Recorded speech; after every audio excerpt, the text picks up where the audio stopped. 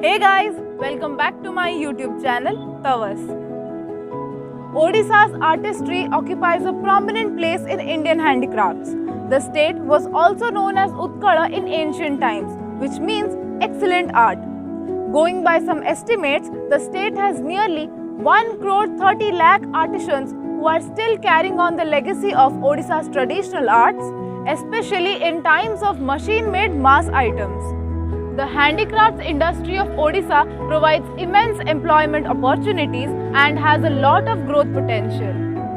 The previous video was about the famous arts and crafts of Odisha, but in this video, let's know about some of the not so famous but exceptional arts and crafts of Odisha.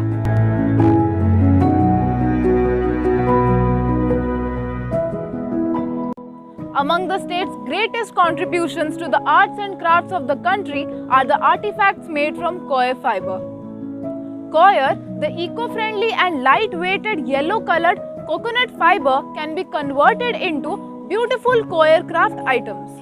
Coir craft of Odisha is mainly practiced in the coastal areas of Sakhigopala, Puri, Pipili, Raghurajpur, Ganjam and Kendrapada. The local artists collect the fine and the rough coir from the local coastal areas for the craft. The figures are made in parts and then accumulated together. Facial structures are added with colored wool stitched on the figures. Sometimes the coir is also colored to create attractive crafts.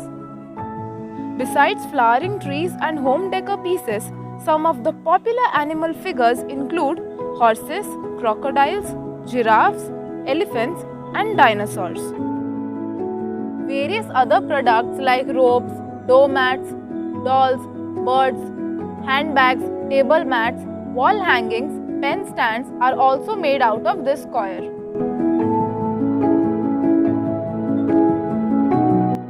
The magnificent art of making terracotta and pottery still continues to be the source of living for tribal artisans in Odisha.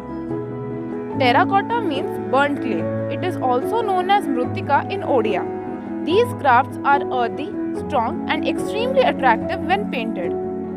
The talented craftsmen are engaged in making various magnificent items from clay such as roof tiles, diyas or small lamps, cute lanterns, vases, utilities like teacups, glasses, chulhas or clay cook stoves, incense stick stands, showpieces of all kinds like human figures, animals, plants, statues of gods and goddesses, monuments, etc.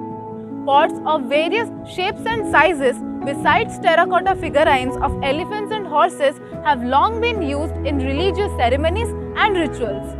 This tradition of offering animal figures ranging from 6 inches to 3 feet to the Grama Devata or the village deities continues till this day. The pots, plain or adorned with lions, fish and flower motifs, have widespread use in wedding and other social events.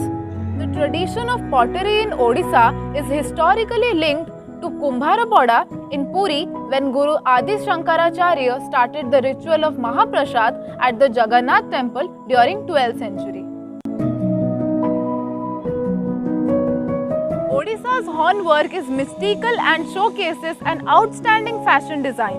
The lively appearance, animation and dynamism of the horn articles compete with the genuine nature of the objects.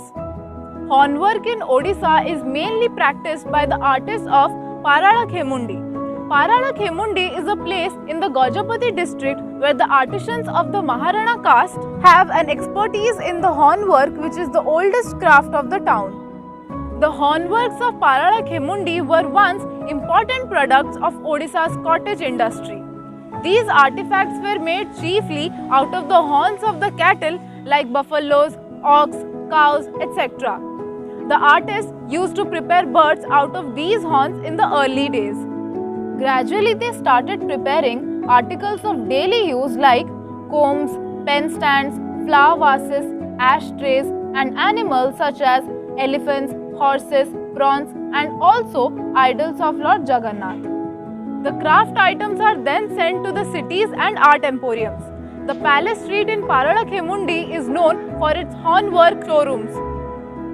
In Cuttack, The horn and filigree works are blended to create decorative jewels as well as bangles. With its appearance same as that of the charming filmfare lady, this black yet beautiful form of craft catches the eyes of every art lover. The tribals of Odisha are master craftsmen and are specialized in producing spectacular items out of daily use things. The handicrafts of the unhusked rice or the Dhanamurtis is one such spectacular thing. The paddy craft of Odisha is a languished craft which is accomplished in the districts of Koraput, Kalahandi, Baleswar, Balangir and Nabrangpur. The tribals belonging to these areas known as Mundas are mainly dependent on agriculture.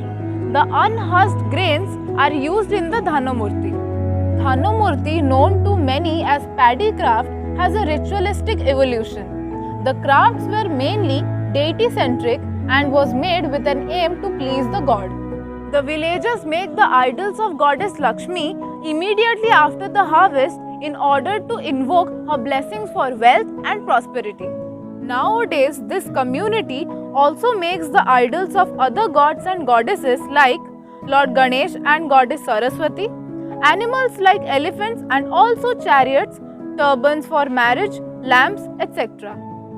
Dhanamurti is made using three key elements: rice grains, bamboo slivers and colored threads. The bamboo slivers are primarily soaked in turmeric water and then dried in the sun to make them more pliable. Then the unhusked rice grains are strung together to make the lightweight and spectacular idols and objects. The demerit in this craft is that the product is extremely fragile and cannot be transported. It requires utmost care in handling. A little pressure can break the crafts. Thanks for watching. Hope you enjoyed watching this video. Do not forget to like, share and subscribe my channel. Also give me your suggestions in the comment section.